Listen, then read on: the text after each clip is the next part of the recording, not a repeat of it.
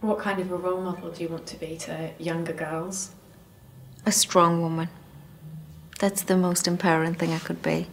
And somebody that helps other people realise their dreams. Like, they can look at me and think, well, if she can do it, I can do it. Who has been a hero to you as you've been coming up, someone you looked up to personally?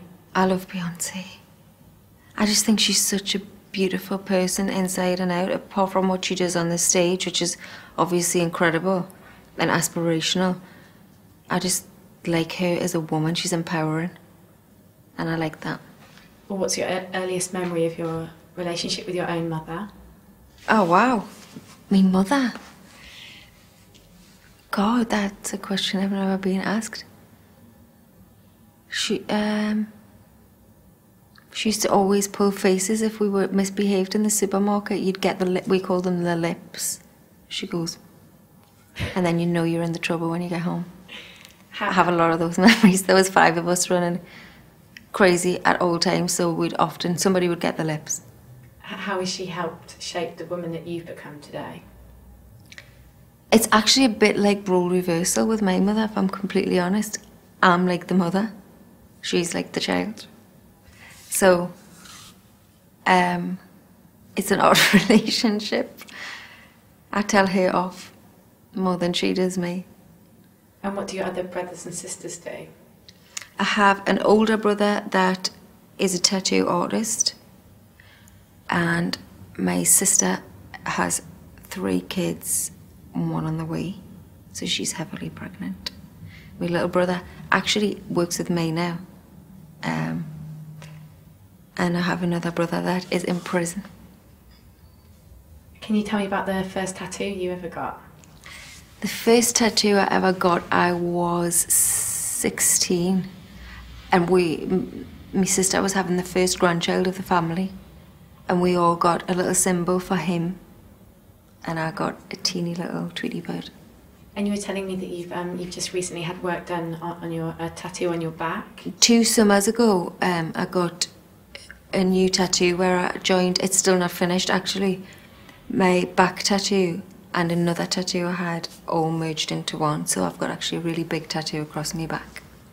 And what is it that you like so much about tattoos? It's more, it's like body art, and I think it's reflective of someone's personality. I'm always drawn to people that have tattoos. I don't know what it is, really. I think it's very much one of those things, you either like them and you're attracted to that sort of body art, or you're not. But I just am. You're coming up to the release of your 3rd album now, and you've worked with some incredible talents. Who was responsible for those collaborations? Did you go out there and say to Teo Cruz, I want to work with you, or did they approach you? I worked with Teo on the first album, and I'm a big fan of his music too, so that was a natural relationship. I already have a relationship with will.i.am. And Wretch 32 actually heard a song I did called Screw You, and he wanted to be on that record, so that was actually him come to me, which was a lovely feeling. But no, the album was more so, this album more than ever, I wanted to put my sound out there, and I didn't want to do 100 collaborations where it just sounds like one big song. I wanted to make it clear that it was my record and have a few collaborations on there. So I've achieved that, and I'm really happy with that. You saying in your press release that you made a huge amount of memories whilst making this album. Which single memory encapsulates the journey that you took on this 3rd album? It's hard to give you a single memory because just the whole year has been pretty amazing, to be honest. I've had time to just focus on music, and that's all I've done for the past year. So just the whole process of the album's been a great memory.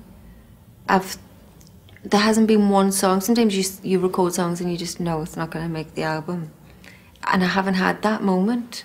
I've just loved being in the studio, loved working with new people. I love working with new talent. It's exciting. And I like eating all the junk food in the studio. The cookies and the bad stuff.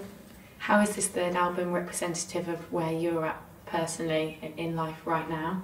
I think whenever you make music, whether or not you write a song or you just like a beat and you get someone else to write to that, it's a feeling. And I think you feel where I'm at when you listen to this album. It's uplifting, it's emotional. That's just me anyways, forever. It's energetic, it's got ballads, it's a mixture of everything on there. It just feels right.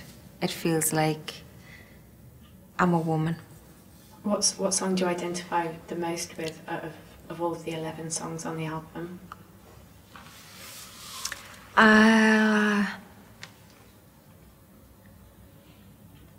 You know, it changes daily. I've got a song on there called Mechanics of the Heart, which for me was a different take on doing a love song, if you like. You always hear female artists singing about heartbreak or how they've had their heart broken, and this is actually singing about a guy that has his heart broken, and I'm trying to say to him, if you don't believe this can work, how am I supposed to help you mend your heart? Just because she hurt you doesn't mean I will. And that was really interesting for me. It was a different take on heartbreak.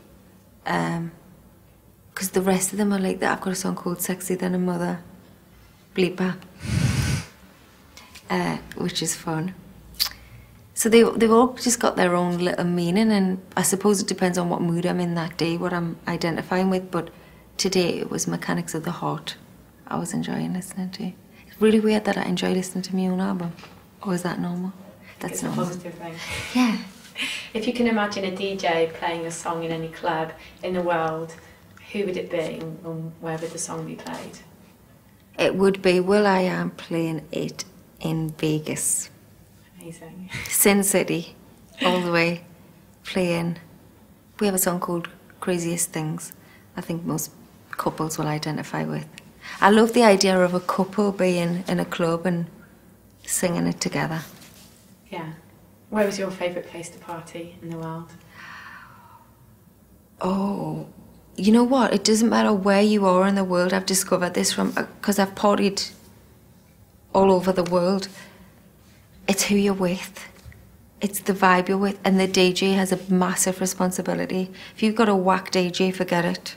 Yeah. You could be in the best place. You could be in paradise. If he's going to play rubbish songs, it's over. You could be in a dump. And if you are surrounded by your friends with a good DJ, it's the best night ever. So I'd say it's more who you're with than where you are. What was it like working with Calvin Harris? Calvin's a legend. He's the man of the moment. And it doesn't matter where you go, you hear a record of his being played. It's a privilege to work with him. It's a privilege to work with talented people like that. Do you ever get intimidated?